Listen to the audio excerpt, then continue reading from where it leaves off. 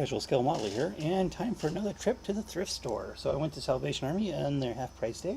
Actually found a couple kits.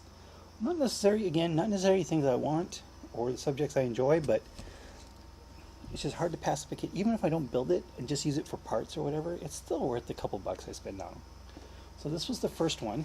It's an Intermountain Railway Company HO scale plastic model kit. I've never seen one of these before. An HO scale train car that's a model kit. I did not know they existed. So, and it seems to be mostly nuanced through.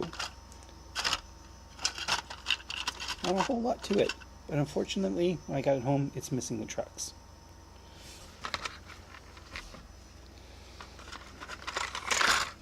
So here's the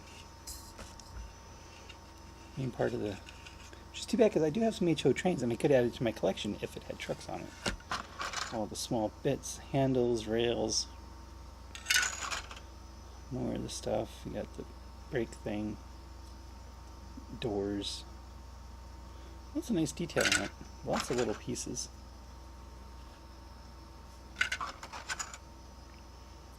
And all the hose lines, brake lines, chassis part of it, walkway for the top, I think, the roof, and then the bottom. This has a piece of foam in there, but unfortunately, and oh yeah, it didn't even come with the screws. There's screws that hold it together. But I was hoping the trucks were in here, but no, this is just a piece of foam to block off the box. So that was kind of disappointing. So I really don't know what I'm going to do with this. I don't know if I can use standard HO trucks, like the HO trains, the old Tyco HO stuff that I have, or not. But again, for 50 cents, why not? I was going to actually put it together real quick, but again, it's missing the truck, so it's just kind of sitting there. And this was the other thing I got. German Tirpitz, I hope that's how it's pronounced, Battleship 1944 in 1/700 scale.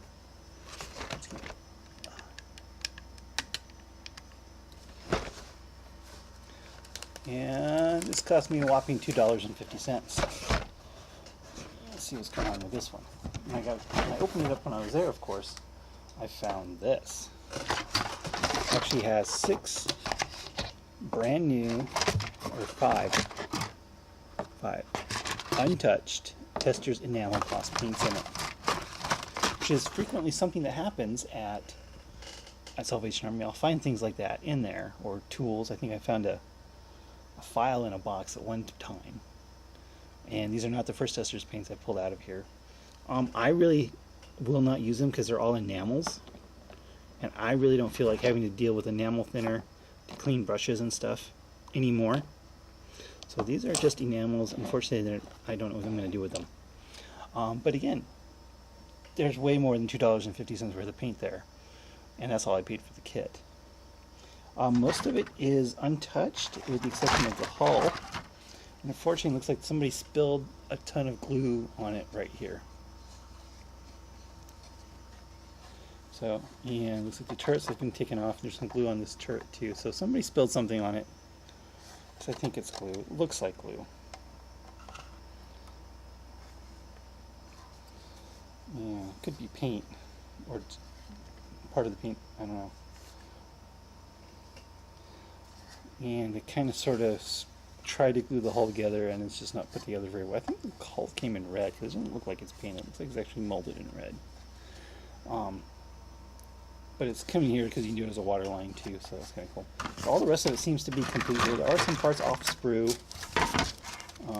There's still some, so there are some loose parts here in the bag, in the box. Some decals.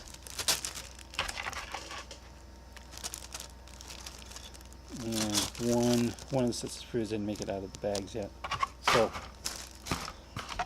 I'm really not sure what I'm going to do with this one.